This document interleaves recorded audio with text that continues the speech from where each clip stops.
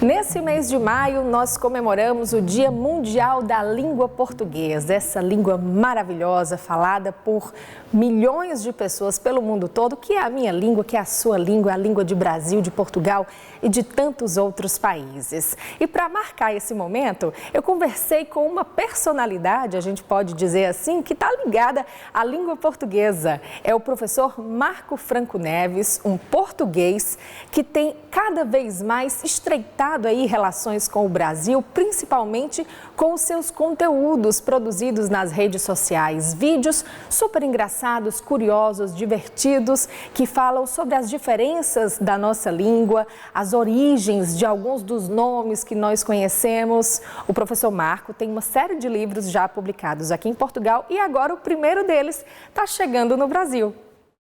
Professor Marco, cada vez mais próximo do Brasil e não só pela língua portuguesa, não é? Mas também com o seu trabalho e as suas obras chegando por lá, é isso? Sim, e fisicamente também fui ao Brasil 2 vezes no último mês, o que é, eu tinha lá ido já há 2 anos, seguindo de passagem, e também já há muitos anos de turismo, e agora de repente no mesmo mês fui 2 vezes, o que tem sido muito engraçado.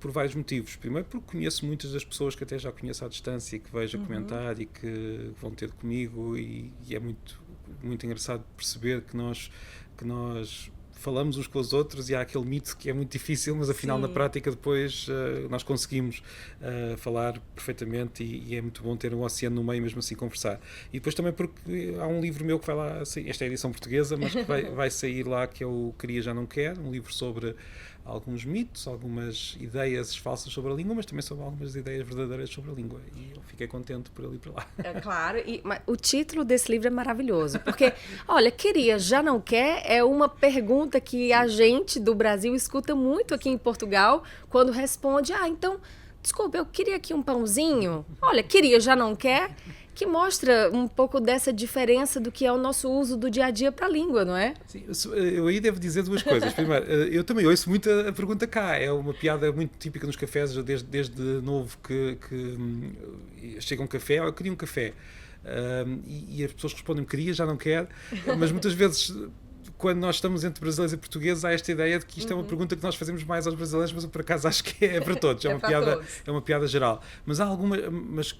Precisamente porque há estas pequenas diferenças, aquilo que pode ser visto por um português como uma piada pode ser visto por um brasileiro como uma falta de compreensão da pergunta. Portanto, o livro não é sobre essas diferenças, é sobre algumas questões da língua portuguesa, mas também fala desta questão do queria, já não quer e acaba por falar dessa pergunta.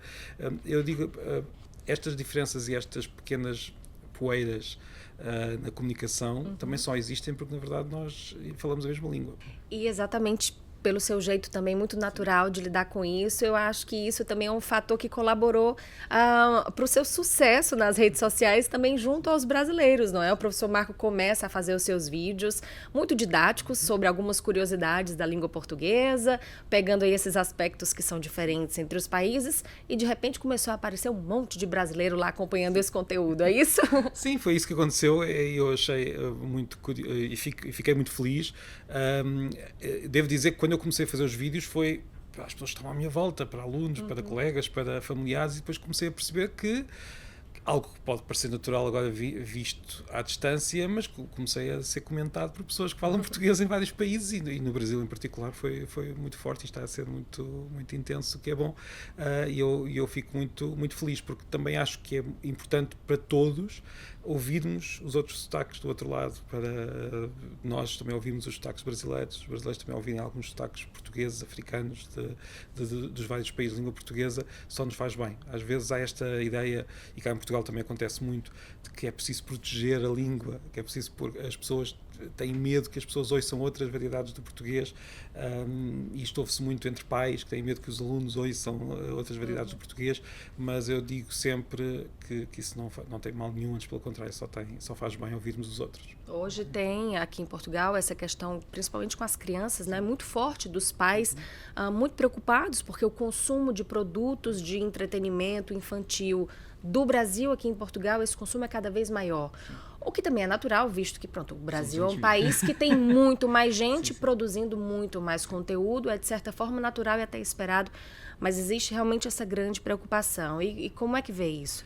Eu devo dizer que é natural as pessoas terem alguns medos relacionados com a língua. Isso aconteceu desde sempre, em todas as épocas. Mas aqui, neste caso, eu devo dizer, primeiro, que se nós achamos em Portugal que há muita produção de conteúdos em português do Brasil, a única... Primeiro, é natural, lá está, porque são muito mais, mas a única resposta é também produzir cá em Portugal. Se as pessoas estão com esse problema, produzam também conteúdos cá em Portugal e assim também do outro lado, se calhar, podem começar a ser ouvidos. Outra questão é, eu acho que se há uma pressão sobre a língua portuguesa que pode até ser negativa no sentido em que nos pode afastar da própria língua, é a pressão do inglês, não é a pressão das outras variedades da língua portuguesa. Portanto, aí acho que se é para ficarmos preocupados com alguma coisa, será com essa outra pressão, e mesmo assim eu acho que não estamos ainda longe de estar em perigo. Eu digo muitas vezes que é muito mais perigoso para a língua o facto de termos muitos congressos científicos em muitas áreas que mesmo em Portugal ou mesmo no Brasil não conheço tão bem a situação, mas cá em Portugal conheço, são completamente em inglês, mesmo entre portugueses, de áreas muito particulares. Acho isso muito mais preocupante do que as crianças terem acesso a materiais vindos do Brasil. O que é que vai acontecer com esses materiais?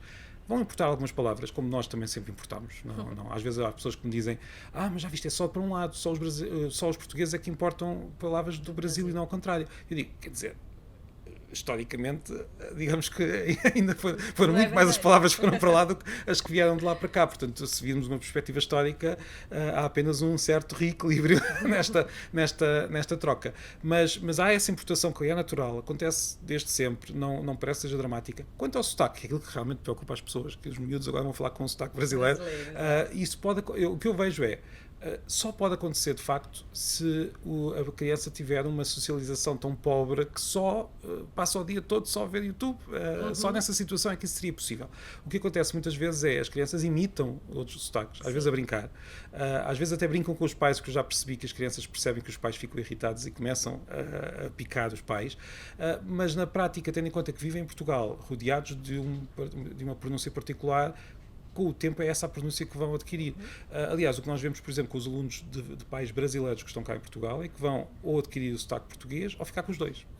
Portanto, o que acontece é que ganham os dois sotaques. Portanto, eu não acho que seja uma preocupação, e sei que isto não é, esta minha opinião não é partilhada por muitas pessoas. Acho que essa preocupação é mais do que excessiva, portanto, tem base num certo desconhecimento de como é que as línguas funcionam. Portanto, eu não acho que haja perigo nenhum para a nossa língua haver palavras do Brasil que vêm para cá, e de cá que vão para lá, e que vêm de Angola também, e que andam a circular. E uma das coisas que eu gostava, no fundo também é um dos objetivos que eu tenho quando faço estes vídeos e escrevo os meus livros, é que as pessoas vivam de forma mais saudável com essa variedade. É isso que eu tento.